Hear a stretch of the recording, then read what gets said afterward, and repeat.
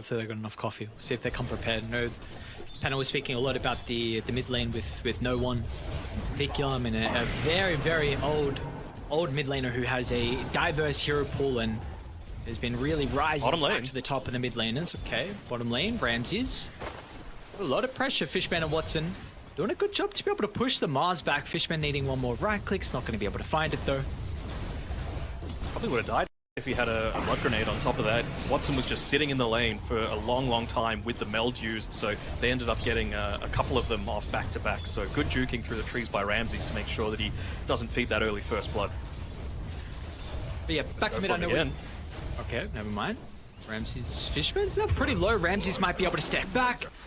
And the last right click and secure first blood. That's going to enable him to bring out a brace up, maybe a little bit of extra regen as well. So a good start. Mid lane, no one. Okay. I mean, this is a solo kill. And yeah, let's go back to this man.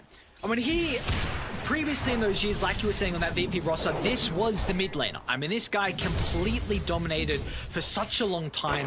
Sarks is almost going to die bottom, not to be, but you know, he's in a matchup that we're seeing Invoker, like you picked this for Thompson, and it should be pretty decent for Invoker, but no one's he's an incredible mid laner in really good form right now.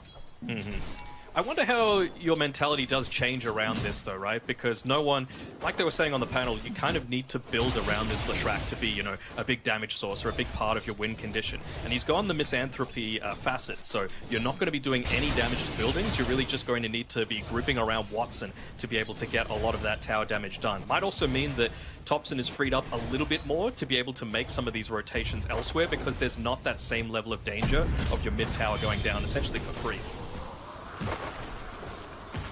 Last lane up top, we do see some spells getting traded back and forth between C9 and Tundra.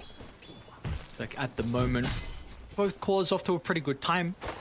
See DM again going for the horsepower with the facet as well. So double bracer potentially into the triple. Are we expecting this to be a brawl heavy lane, or are both the cores going to be pretty happy? I think it just really depends on some of these cooldowns, right? Like that March of Machines, it's got 35 seconds, level 1. So they're just going to be looking to try and wait that out. And as soon as it expires, maybe they go for a play here. They're picking on Kataomi, but just not quite ready to go in that top lane just yet. Maybe just waiting for a level 3 timing. If those Lotuses coming up, see if there's going to be a fight for them though. Bottom.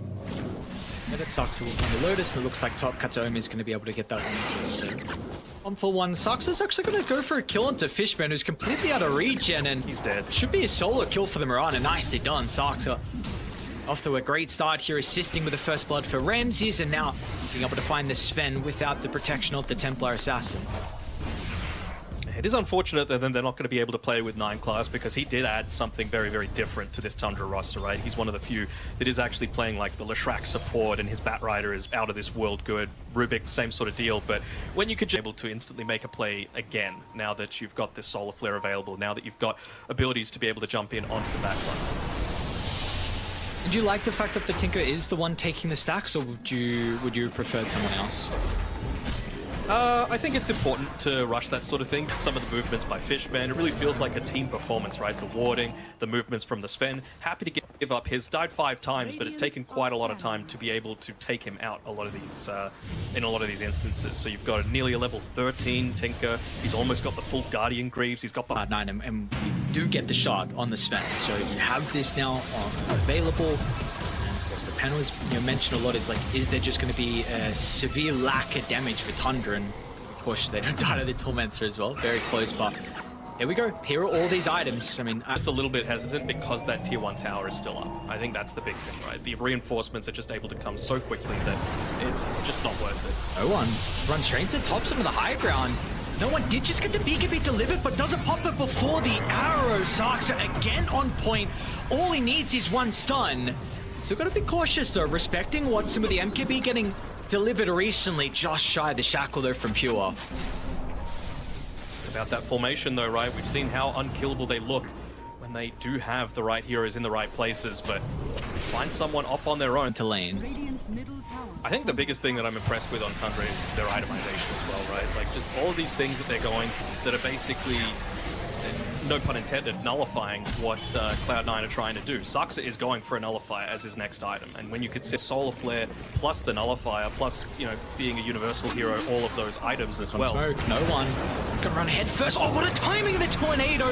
Stops the hoof stomp from DM. The Sandpede's gonna give them time to be able to react. Solar Flare bomb. Ramsey's taking a lot of damage from the damage out of no one. They might be able to get rid of the Mars, and they will. A 1-for-1 to be able to start the fight. Saxa with an aggressive jump in, but by himself, he's trying to deal with no one. Saxa might be able to get the kill somewhere. No way. Oh, the Matrix. They stun at the last second, but it doesn't matter. Saxa assassinates the mid laner, but still over to the right side. Watson, he's trying to find an angle into the middle. A timing of the Hurricane Pike gets a little bit of separation out of Pure. Attempt on the side blade. It's a close one from Watson, but just not enough. And they're going to go for this. A blink onto the low ground, and you forced to fight. Pure will get some distance away. Maybe they want to go back in with the shackles onto 2. Pure, they'll protect it with the Crimson. For the Crimson, is it enough damage mitigation? Pure standing strong, and we see no right clicks out of Watson. The deafening blast, it will now expire. Watson jumps over the top, is able to assassinate the Wind Ranger. Now DM's not done just yet. Thompson stuck around, should be able to get away. And you've got the respawn, so Ramses is back alive. Thompson might be able to catch from Tundra. They saw the position of Cloud9 and pinged out the Radiant Observer by that T2 tower mid. They will be able to play accordingly. And over towards the east side. Data list now completed from Pure. The damage. Like, yeah, fire out. He's pretty much Exodia status right now. He needs his Aghanim Scepter, an Axe Blessing, rather. What's no one doing? They're making a play by themselves, and they're going to run all into Tundra. The they're going to try and come through with someone else, but it doesn't matter. What was this play? And now DM, he's caught too. BKB still on cooldown for 10 seconds. I mean, damn, you're looking at buyback status now, because you're going to force it out if you're Tundra. You've got a lane down bottom, and they're trying to make some individual plays potentially, or we've seen at the moment recently, it's been all 5v5 fights. You're not at the stage where you can go for these maybe, you know, pick-offs onto a solo member. Yeah, they don't have the damage at that point, and I think that was just a bit of miscommunication. You know, Kataomi was joining in, and you probably do survive if he's actually there with the rest of the boys, right? Just off the back of the Defense Matrix, the March, the Greaves coming through, the Holy Lock. They're going to be cautious, they step up. Ram's going to be able to land the arena. Looks like it should be a quick and easy kill. Sven's there with the buyback ready as well, but buildings are going to fall. Watson almost gets Ramsey. Watson actually jumps over the top, but Watson! He's got the extra life. He's got the Aegis. BKB's going to be popped into the inventory now. Pure doesn't get the force stuck down the low ground. He's got to look for the BKB TP out and will escape, but everyone else is stuck. No one. He'll get up to Whitemon. So they will get 2, but how many buybacks was used there for Cloud9? 3 buybacks used, and you still ended up losing that tier 3 tower. It was a really great placement of the arena as well by Ramses. Not only getting Ramses, well, I was thinking maybe a Blink Hex. Back into They're going to go though, team with the jump tops and great reaction. BKB stops initiation over the northern side. Hex is there before the response from Pure, but it's going to be a stun that's off the mark, and no one's health is almost gone. No one has to be cautious. Steps over the west side. Pure's going deep. Should be able to get the kill into Tinker and now retreat. Can you go back in on Cloud9? Still a lot was used. I mean, the BKB makes it very difficult now without that available on Watson, and Tundra, they can wait. Focus fire's back up in 10 seconds. Maybe they'll go from DM. BKB just before the arrow connects. Again, it still wasn't, like, it was probably the closest we've got to a 5v5, so the positioning wasn't quite there. But they've actually found Watson. And then the BKB's on cooldown as well. Watson, they're going to be able to get rid of the Templar Assassin. At least he's one of the ones with buyback, but everyone else is caught inside the arena as well. The blade mail. Damage from the Pure focus fire. They're all just crumbling. They cannot sustain up against all the items and the net worth that Pure has. Watson's going to be going for a second time, and Tundra, they'll take game 1. It looks like in this instance, damage will reign supreme over the survivability. Does indeed. You can have a shield all you want, but as long as you're just sticking it up, it doesn't actually do anything. And I think that's where they kind of came.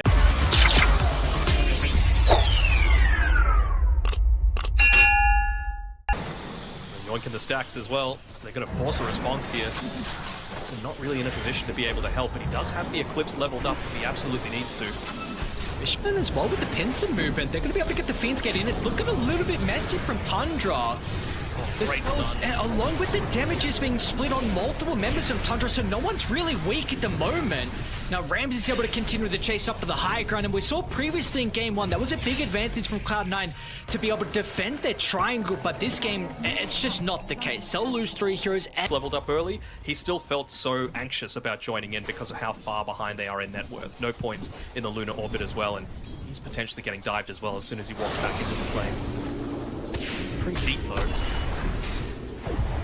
So gonna make the attempt. Watson tries to do his best to turn around with the Eclipse. Okay. It's gonna net them a kill onto Ramses, and hang on a second. You needed a couple more heroes. Just a lot of respect. Well, this is a maxed out beam that Watson has, and okay. That's what you're able to do. I'm very happy that you're able to, you know, bring what we said into reality, because you've got to be very cautious about diving people at that stage. Top lane? Okay. Oh, not bad. Nowhere near as effective, considering those illusions are going to be instantly wiped out as soon as you use the poison touch.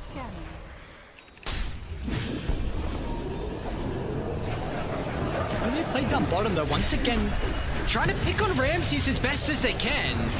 The extra control coming through from the ATOS from DM, and they're clicking a little bit. That freebie starting to chain it into another. With the Mask of Madness, might even look to yoink away that shield rune, just to enable himself to be in the center of a lot of these team fights. No one instead. He is their initiation. He is the one that needs to be finding the backlines. Wants to make sure that he's going in onto White One as Tundra actually go through the Fiend's Gate, so they'll look to join in once they go onto Saxa. Unfortunately, they're not going to get there in time to protect him. Oh, and also pops the smoke with the shield rune. It's not as survivable. Waimon instantly purges that off. Now Fishman's going to be chased down as well. A couple of kills that go Tundra's way. You see bottom what's going on. Thompson's actually going to run into Kataomi, who TP to the outpost, but of course Thompson gonna have a way to be able to stop his escape. They're Roshing. 15-minute Roshan with now the power of the corrosive haze and all this physical damage, right? Going to be able to take this one out pretty damn quickly, especially considering, you know, the couple of kills that they got, the fact that there's no tier 1 tower top. There's really no way for C9 to contest this at all. It just becomes a matter of, like, what are you actually getting in return as all this is happening, right? Kataomi, he's got the Holy Locket, starting to build towards the Greaves, but he's a little bit slower than last game. He's certainly not too far behind in network on this Tinker, but you need to be, you know, crazy farmed if you're looking to try and catch up at this stage. Same sort of thing with the Luna. You're going to need to get... Run away, sorry.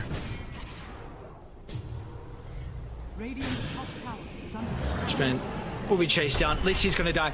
I saw Watson starting to move up forward over the high ground, and I thought the Luna was going to continue farming, but Fishman gets a D-ward and Watson instantly escapes.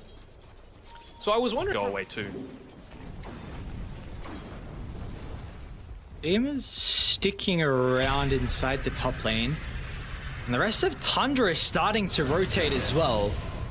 He without a doubt is dead. Make him work for it, maybe give him an opportunity to be able to get the Tormentor for the contest. And it will be an ag shot for Fishman. So outside of Thompson, they are towers, a couple of heroes, somehow net worth lead in C9's favor.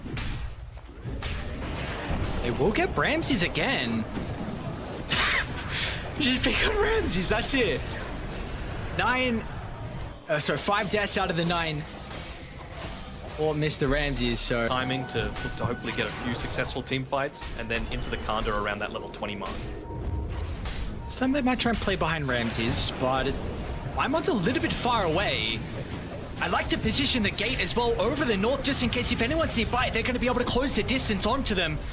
So Ramses able to reposition, but unfortunately the Shadow Demon will not escape all the raw damage that Cloud9 have. So Eclipse has to be used.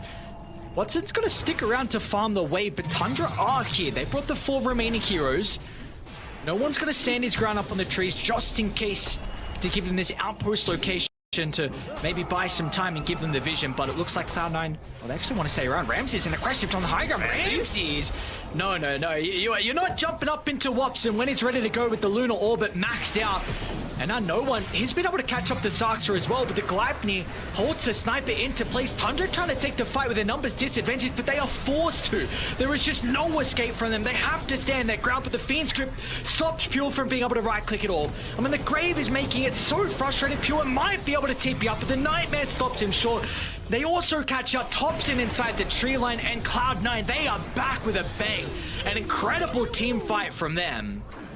Ramses is having a game that he'd like to forget, just going for a couple of dives too deep. The only reason he was saved previously was Whitemon there with the Demonic Cleanse, enabling him to just so when it respawns, and that's going to be the sort of period where, you know, Ramses will have that item for himself. So, big team fight though. I mean, was it a 1k net with lead and it's already up to 9? Yeah, I don't know where the gold went. Mid lane, Ramses again. Not this time. Being able to set up their formation in the correct way, just play behind this Watson position 1, who he's kind of gotten a little bit out of control here with his net worth. They don't have a glyph for this high ground either, and they've got the Roche banner. Pure's going to start to go to work to try and attempt it. There's Demonic Cleanse. Oh, nice Lotus. Deflected that nullifier back onto Pure. No one's starting to set up on Ramses. Meanwhile, back inside the bottom lane, Watson walks up the high ground as well. Nightmare to buy him some time, but the health just goes instantly. Age is taken care of. Ramses, can he find an opportunity to jump in? The blink is continuing to be cancelled, so the starter won't be able to go off the back of the respawn. So difficult with the March, the Glaives, Firestorm, everything. But will be the Ages they get rid of. Just able to get away. Yeah, we talk about these timings. They made the most out of that one with the butterfly. They're just going to go straight back. You know, they're going to say, you're going to make this wraparound. We're going to need you to be a little bit quicker with your movement, because this is a melee and range racks going down. Who are they going to be able to find on the back? Fury with the addition, first point of contact. Yeah, they're trying to with the Underlord, 2,500 health that they have to go through. Starter tries to get the initiation. Ramses, it's not good enough though. They're onto Thompson. Thompson's able to activate the Grave. He's in some danger. Banishment will buy him some time. And now Watson, they've got Pure up in his face. If they can deal with the Luna, it's a lot of their damage output, but it takes too long. Yeah, you get rid of Watson, but the rest of Cloud9, they're in hot pursuit. Up on the high ground they go. There's some buybacks available for Tundra. They'll get one out of Thompson, another one out of Whitemon as well. It's a really heavy committal. No one will use a bit of a defensive Wukongs. Some respect needs to be given. And they are out though. Multiple buybacks from Tundra, and they will get no value out of them. There's no one better in the world. 20k lead for Cloud9. Like Shard's going to be picked up now for the Tinker as well. Radiant are scanning. Just not seeing them be able to use their full... You've got level 20, you've got the Kanda, you've got the Butterfly on no one as well. So will they be able to catch someone out again if they can find Ramses another time? Potentially a 7th death here. Ramses' health will just evaporate. The Grave's going to be there. But with the BKB activated, there's going to be no banishment over to the right side. The squishy heroes all get blown up. And they were the ones that used the buyback prior. Watson cleaves them. It's the rain of the Glaives, the Eclipse as well. And that's probably just game. All you need to do is rally around your strongest hero, and by far, that is Watson in this game. Pure, he's going to try and get away for those Glaives. Catching up to him. Just going to go for the throne. Why not? No glyph, T4 towers, and of course there are no 2 heroes without a buyback. Look at those Glaives. GG. Okay, there we go. Third time's the charm. But we'll get a 1-1 for our first series of the night. Tundra looked very good in game 1 and also to start our second game, but they just were not able to utilize that advantage. They were not indeed, and really, I'm surprised.